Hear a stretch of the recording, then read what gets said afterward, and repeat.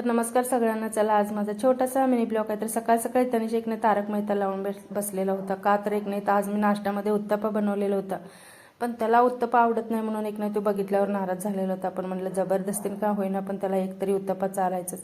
नाश्ता वगैरे करून घेतला आणि त्याच्यानंतर मग स्वयंपाकाला लागलेली होती। चपात्या करून ठेवल्या आणि गवारी तडका टाकलेली कुकरमध्ये। त्याच्याबरोबरच ना कढी पण तडका टाकायची होती, पण ह्या दोघांचं 12 वाजले तरी ना आंघोळीचा पत्ता नव्हता। तेच मग स्वयंपाक करता करता ह्या दोघांना ओरडत होते की आंघोळ करा जावा। एक तर पाण्याचा आणि लाईटीचा भरपूर प्रॉब्लेम असतो, त्यामुळे एक मग ओरडत होती त्यांना। त्याच्यानंतर सगळा स्वयंपाक वगैरे करून घेतला। पपिता छान पिकलेलं होतं, ते डब्यामध्ये ना पीस पीस करून ठेवलं आणि पपिता खायला इतका गोड होता ना। त्याच्यानंतर दुपारचं जेवण वगैरे करून घेतलं आणि आज 2 दिवस झालं पाऊस नाही, त्यामुळे वातावरण इतकं छान झालेलं होतं ना।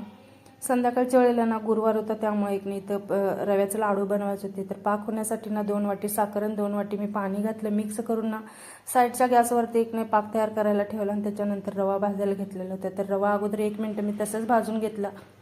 त्याच्यानंतर मग त्याच्यामध्ये तूप टाकलं आणि लालसर होईपर्यंत एकने छान असं रवा भाजून घेतला। एकदम छान असं पाक पण तयार झालेला होता। त्याच्यामध्ये वेलची पावडर टाकली। पाक कसं म्हणजे ओळखायचं तर एकदम असं बोटावरती घेतल्यानंतर तार बनते। तर पाक तयार झाल्यानंतर ना त्याच्यामध्ये रवा मिक्स करून घेतला। दिसायला पातळ दिसतो, पण एकने तास 2 तास ठेवल्यानंतर इतकं छान मुरतो ना रवा त्याच्यामध्ये। तर मी परत एकने प्लेटीमध्ये काढून घेतला। रवा छान मुरलेला होता आणि असं झाल्यानंतर ना लाडू पण एकदम छान मऊसूत होतात। तरी छान लाडू झालेलं होतं। देवाला अगोदर प्रसाद दाखवला आणि त्याच्यानंतर मग आम्ही खाऊन वगैरे घेतला। स्वयंपाकमध्ये आज जास्त काही नव्हतं, चपाती चवळी बटाट्याचा रस्सा बनवलेला होता, ते जेवण करून घेतलं। चला तर मग आजचा व्हिडिओ इथे संपवते, भेटूया उद्याच्या व्हिडिओमध्ये। तोपर्यंत व्हिडिओ आवडला असेल तर व्हिडिओला लाईक शेअर आणि सबस्क्राईब करायला विसरू नका।